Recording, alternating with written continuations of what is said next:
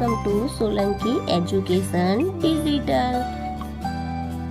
બેનું સરવાળો કરો ગમે તે ત્રણ વધીવાળા. તો અહીંયા કિલોગ્રામ ને ગ્રામ આપ્યું છે, એના પરથી આપણે સરવાળો કરીએ. 7 ને 8, 15 5 વધી 1, 2 ને 1 3, 3 ને 3 6, 2 ને 1 3, 8 ને 1 9, 2 ને 2 4. જો 0 5 ને 5 10 0 વધી 1, 2 ને 1 3, 3 ને 3 6, 6 ને 2 8, 5 ને 3 8, 8 ને 8 16 6 વધી 1, 1 ને 1 2, 2 ને 2 4, 4 ને 1 5. હવે ત્રીજો 8 ને 5 13, 13 ને 5 18 8 વધી 1, 6 ને 1 7, 7 ને 3 10 0 વધી 1, 2 ને 1 3, 3 ને 3 6, 6 ને 1 7. દાખલો 8 ને 1 9 ને 4 13 3 વધી 1, 7 ને 1 8, 8 ને 4 12, 12 ને 6 18 8 વધી 1, 1 ને 1 2 એટલે 283 કિલોગ્રામ.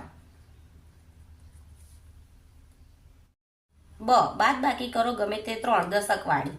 કિલોગ્રામ ને ગ્રામ. તો અહીંયા પહેલા શૂન્ય માંથી 5 ન જાય એટલે અને દશક આપીને અને 1 આપ્યો. અહીંયા કેટલા રહ્યા 4, 10 માંથી 5 જાય તો 5, 4 માંથી 2 જાય તો 2, 3 માંથી 8 ન જાય તો શું કરીશું, દશક આપીને અને 1 આપીશું ને અહીંયા રહેશે 1. 13 માંથી 8 જાય તો 5, 1 માંથી 1 જાય તો 0. 0 5, 7 માંથી 2 જાય તો 5, 3 માંથી 7 ન જાય એટલે દશક લઈને અને 1 આપીશું. અહીંયા 13 માંથી 7 જાય તો 6, 13 માંથી 5 જાય તો કેટલા રહ્યા 8, 86 ને 1 માંથી 1 જાય તો 0 એટલે 86 કિલોગ્રામ ને 550 ગ્રામ આવશે.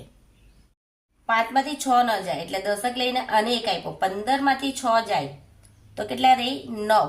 અહીંયા રહ્યા 1, 1 માંથી 7 ન જાય એટલે અને દશક આપીને અને 1 આપીશું. અહીંયા રહેશે 13. 11 માંથી 7 જાય તો કેટલા રહી 4, 3 માંથી 1 જાય તો 2. 8 માંથી 3 જાય તો 5, 0 માંથી 5 ન જાય એટલે દશક લઈને અને 1 આપીશું ને અહીંયા રહેશે 5. 10 માંથી 5 જાય તો 5, 5 માંથી 3 જાય તો 2.